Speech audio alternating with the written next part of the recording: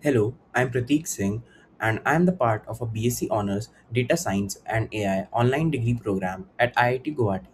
This is my term project submission for trimester ninth. Now, for this project, I built a face verification system, a model that looks at two photographs and decides whether they show the same person or not. I designed the network myself, trained it from scratch, and then built two separate working web apps around it so anyone can actually try it out themselves. In this video, I'll walk through the problem I was solving, how the model was trained, and also how the results are which I got, and finish with a live look at the deployed app. So, why is this hard? The obvious approach is to train our classifier, feed it labeled photos of the known people, and have it output a name. But that breaks down very fast. If a new person shows up who isn't in training, the model can't recognize them without being retrained from scratch. And it needs a lot of labeled photos per person to work well. A Siamese network sidesteps this. Instead of learning to classify a fixed list of people, it learns a general notion of facial similarity. The decision is just, are these two embeddings close together or too much far apart? That means it can, in principle, generalize to people it's never seen or labeled examples of.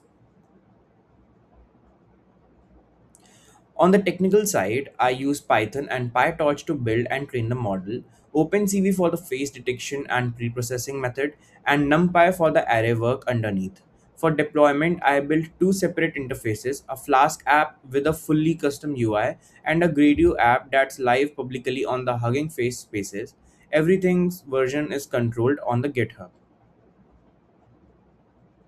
Now, about the dataset.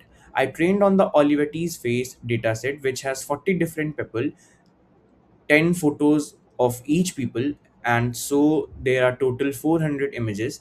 Each one is a small 64 by 64 grayscale photo which is already tightly cropped and is fairly consistent in lighting and angle.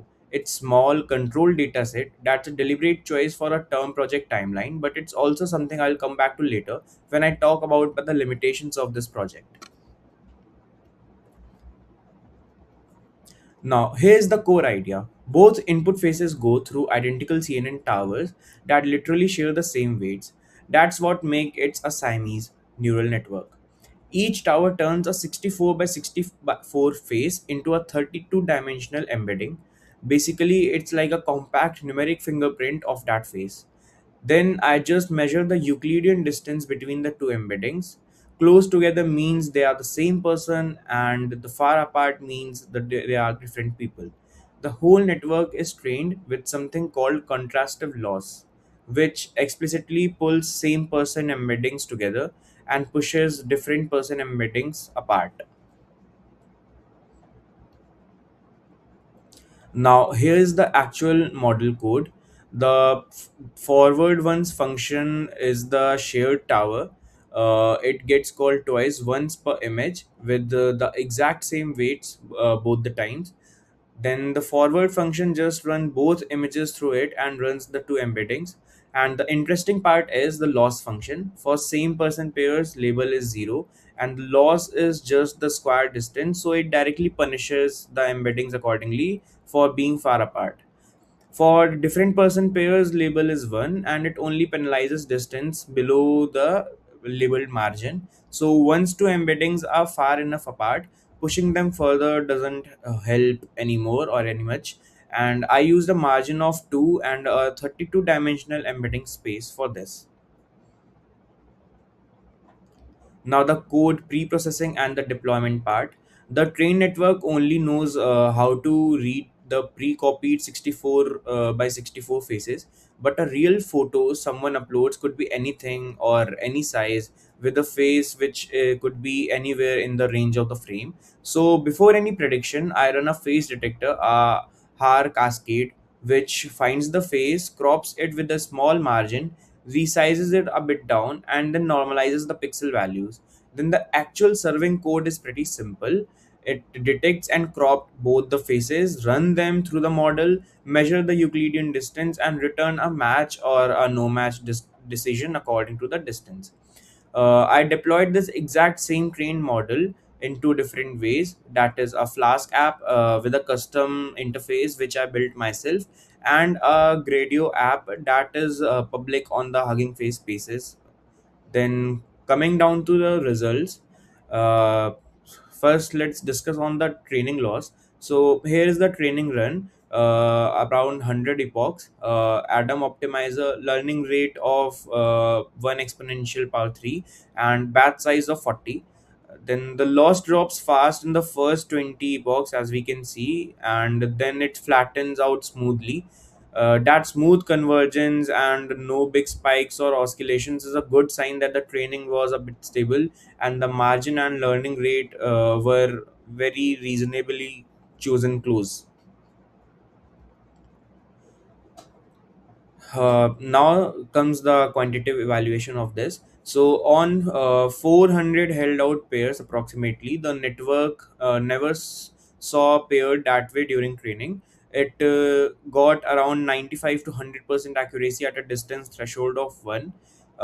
This chart is via the same person pairs average distance is about 0.17, and different person pairs average is about 2.87, nearly a 17 times gap between the two. That's a big and a clean separation, not a model sitting right on a fuzzy decision boundaries and having too many of the data sets, but which is what gives me the confidence that the network learned something meaningful about the identity and at least worked on the trained data set. Now, this is just a screenshot of the deployed live model, or the deployed app which I have just deployed on the Hugging Face spaces using the Gradio UI.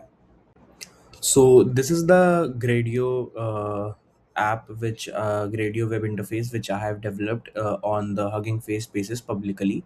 So as you can see, this is not very custom UI developed, but it does the job very neatly. This is trained on the Olivetti Faces dataset, so it explains each and everything and which is required by a user. So it says that it will need a clear front facing and well lit photos, because the model is not trained well on the lightings and different angles. So over here, as you can see, this is very user friendly, and we have allowed the user to upload two photos. One is the subject A, second is the subject B. The user can upload the two images and then just simply run the verification and check whether the images result is same or different. Just consider this, that since this model is trained on the Olivetti faces dataset, and this dataset is a basic tightly cropped images, so it doesn't take any random images or different lighting images. Now let's talk about the what worked out and what didn't. So we'll talk about the limitations and what worked well for this project. So I want to be upfront about something, that 100% accuracy is on the pairs from the same dataset the model was trained on. It does not mean that the model is perfect on the the random real world photos, and it can't be, cause when I tested it with real uploaded photos at different head angles, accuracy, lightings, it was noticeably lower than the headline number.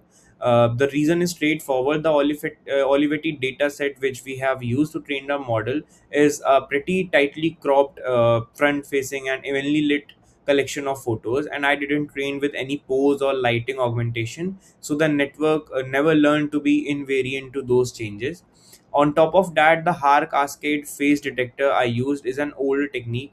It's a bit less robust to angle and lightning than the modern deep learning based detectors, so pre-processing itself gets a bit shakier on harder photos.